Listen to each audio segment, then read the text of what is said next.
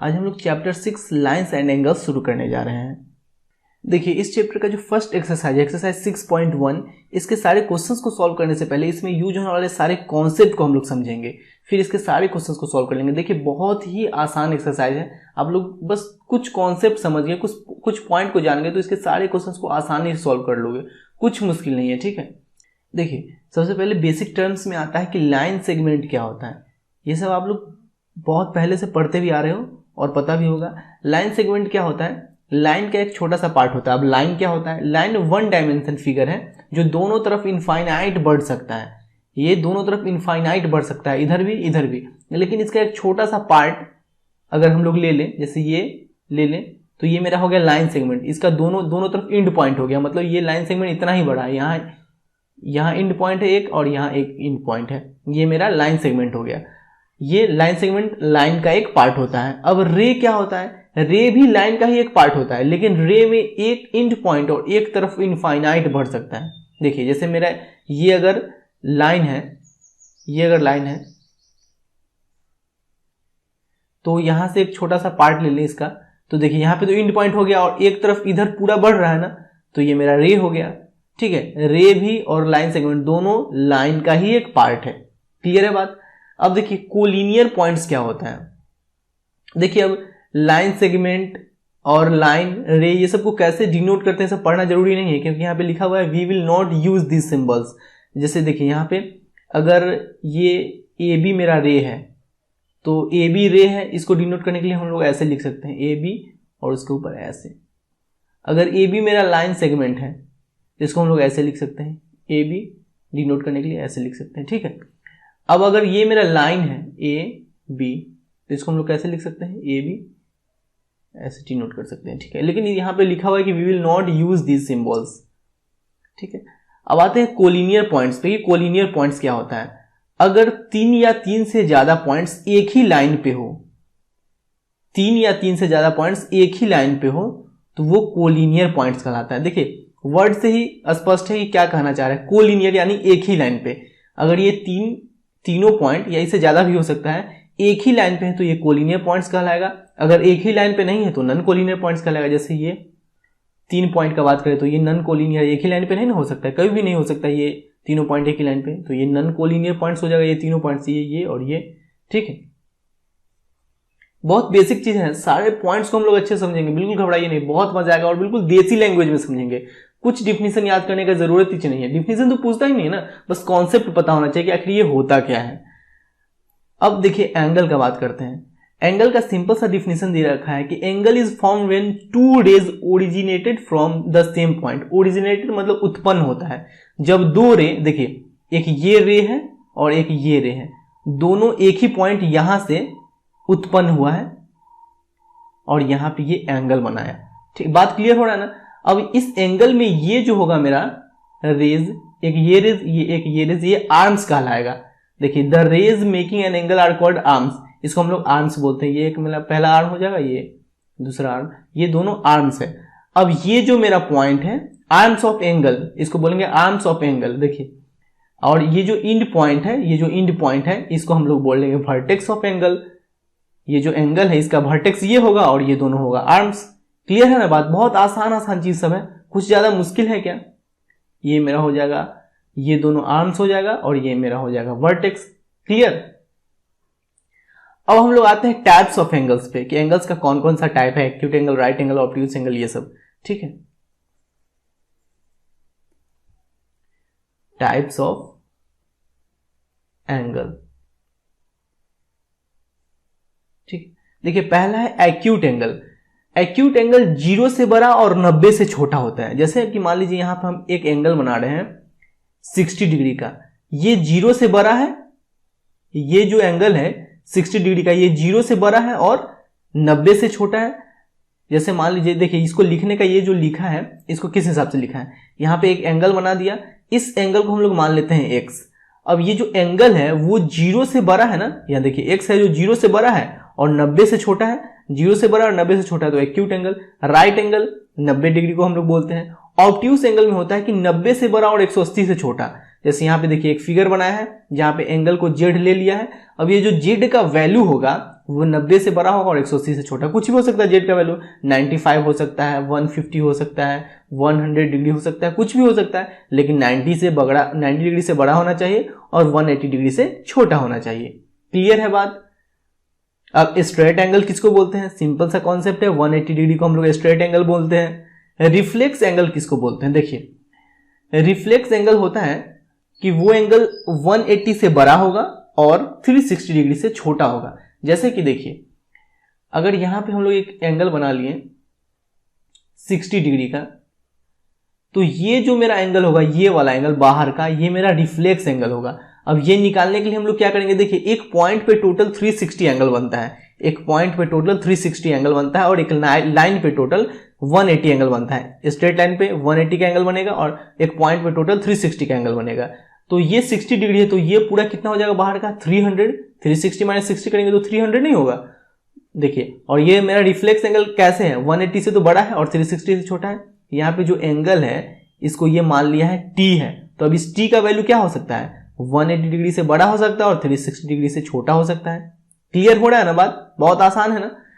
Simple सा याद रखिएगा। जैसे एक लाइन पे टोटल 180 डिग्री का एंगल बनता है। जैसे मान लीजिए एक लाइन है, ये स्ट्रेट लाइन।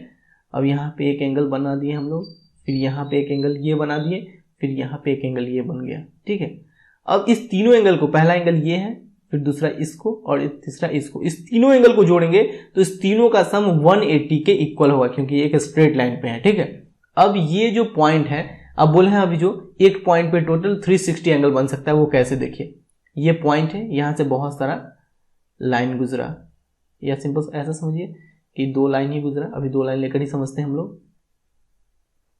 यहां पे कुछ एंगल है, यहां पे कुछ एंगल है, यहां पे कुछ एंगल है और यहां पे कुछ एंगल। इस पॉइंट पे जितना भी एंगल बन रहा है, यानी कि इस एंगल प्लस इस एंगल प्लस इस एंगल और प्लस इस एंगल को अगर ऐड करते हैं तो ये टोटल 360 के इक्वल आएगा। यानी एक एंगल पे टोटल 360 डिग्री, सॉरी एक पॉइंट पे टोटल 360 डिग्री का एंगल बनता है। ठीक है, क्लियर है? अब रिफ्लेक्स एंगल क्या होता है समझ गए? फिर से एक बार समझ लेते हैं। एक्यूट एंगल 0 से बड़ा 90 से छोटा, राइट एंगल 90 डिग्री को राइट एंगल बोलते हैं। ऑब्ट्यूस एंगल 90 से बड़ा 180 से छोटा, स्ट्रेट एंगल 180 डिग्री को हम लोग स्ट्रेट एंगल बोलते हैं। रिफ्लेक्स एंगल 180 से बड़ा 360 से छोटा। ठीक है, अब हम लोग आते हैं कॉम्प्लीमेंट्री एंगल्स क्या होता है उसको समझते हैं, और सप्लीमेंट्री एंगल्स क्या होता है उसको समझते हैं।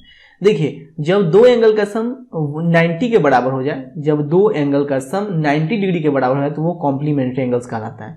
जैसे कि मान लीजिए कि एक एंगल दे रखा है 60 डिग्री और एक एंगल दे रहा है 30 डिग्री, तो देखिए इस दोनों का सम 90 डिग्री के इक्वल है ना, ये दोनों एंगल एक दूसरे का कॉम्प्लीमेंट्री एंगल्स कहलाएगा। जैसे कि मान लीजिए हमको एक एंगल दे रखा है 70 डिग्री और पूछा कि इसका कॉम्प्लीमेंट्री एंगल्स कौन सा होगा।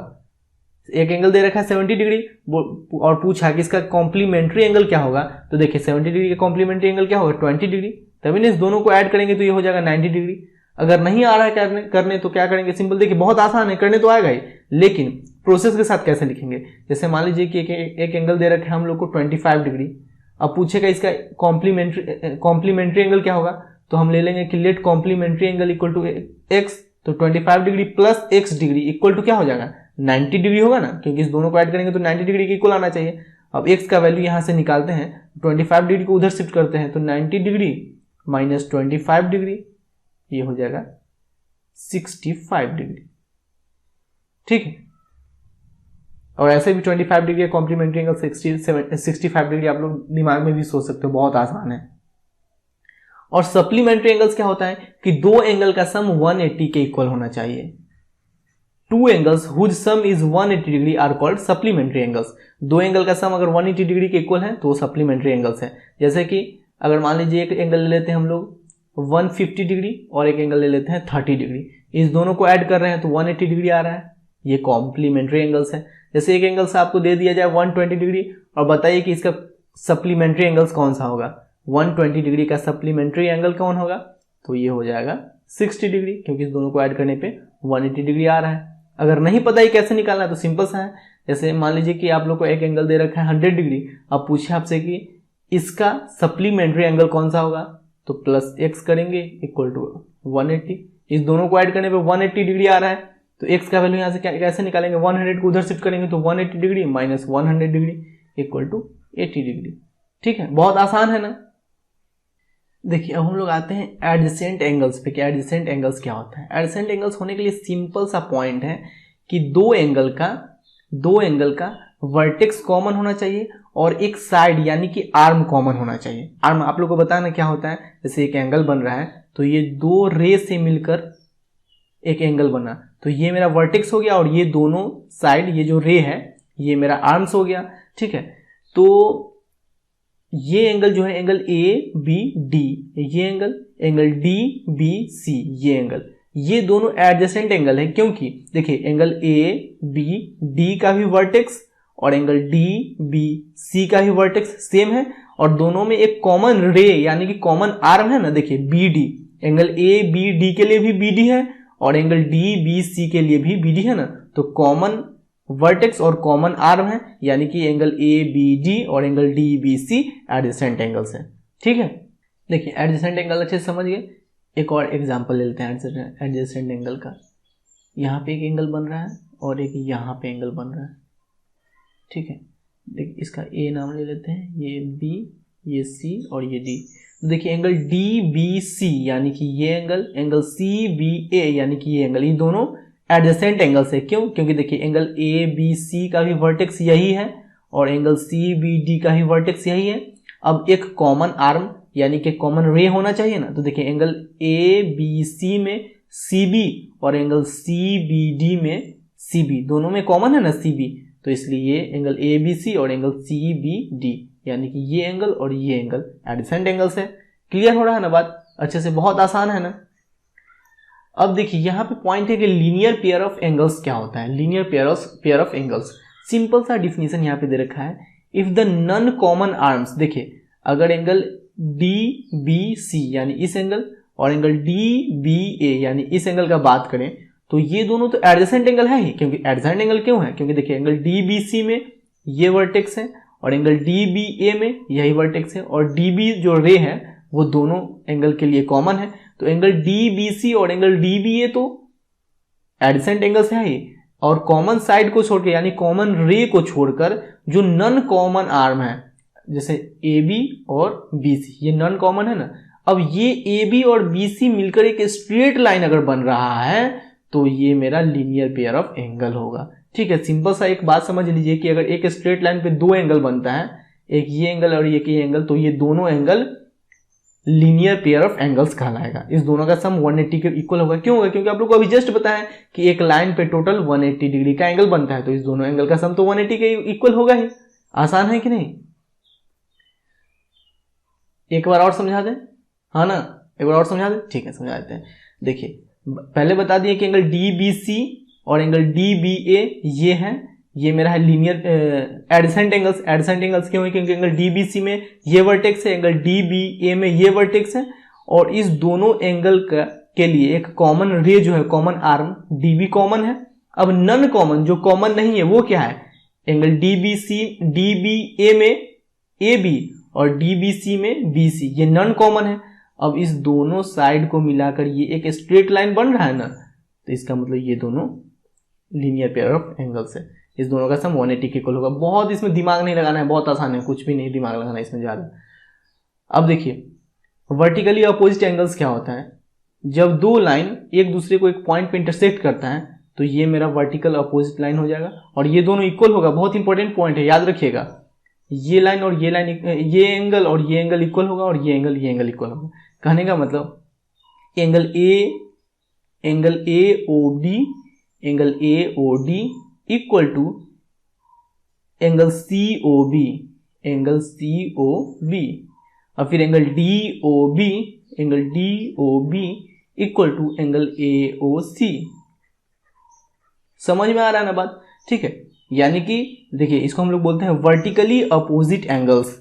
जब दो लाइन एक पॉइंट पे इंटरसेक्ट करती है तो वर्टिकली अपोजिट एंगल यानी कि एंगल ए ओ डी और एंगल बी ओ सी इक्वल होगा एंगल डी ओ बी और एंगल ए ओ सी, यानी ये एंगल आपस में इक्वल है। क्लियर है बात? ये पॉइंट इंपॉर्टेंट है, याद रखिएगा। अब यहां पे आ रहा है एक पॉइंट है कि intersecting lines and non intersecting lines क्या होता है। अभी जस्ट बता ही दिया आप लोगों को कि दो लाइन जब एक पॉइंट पे इंटरसेक्ट करती है तो वो इंटरसेक्टिंग लाइंस कहलाती है। अब जब दो लाइन एक पॉइंट पे इंटरसेक्ट नहीं करती है यानी कि वो दोनों लाइन पैरेलल लाइन कहलाएगी। अब बहुत सारे बच्चे बोलेंगे कि अच्छा एक लाइन ऐसे है और एक लाइन ऐसे है, ठीक है, तो ये दोनों तो इंटरसेक्ट कर ही नहीं रही है, लेकिन पैरेलल नहीं है। देखिए ये कहीं ना कहीं आगे जाकर इंटरसेक्ट करेगी ही, ठीक है, जरूरी है बिल्कुल कि करेगी ही कहीं ना कहीं आगे जाकर इंटरसेक्ट। ये जो एक लाइन ले लिए ऐसे और एक लाइन ले लिए ऐसे, अब ये लाइन कहीं ना कहीं, क्योंकि ये देखिए लाइन में ये दोनों एंड पॉइंट नहीं ना इनफाइनाइट तक बढ़ती है, तो कहीं ना कहीं आगे जाकर ये इंटरसेक्ट करेगी ही। अब जब दो लाइन इंटरसेक्ट नहीं करती है यानी वो दोनों लाइन पैरेलल लाइन है, ठीक है। बहुत आसान चीज सब है, समझना कुछ ज्यादा मुश्किल नहीं है। लीनियर पेयर ऑफ एंगल्स भी आप लोग समझ ही गए, इस दोनों का सम 180 के इक्वल होता है। सिंपल सा समझिए ना, देखिए इस एक्सरसाइज को सॉल्व करने के लिए सिंपल सा समझिए कि एक लाइन पे टोटल 180 डिग्री का एंगल बने, कितना भी एक लाइन पे एंगल बन जाए टोटल का सम 180 डिग्री के इक्वल होगा।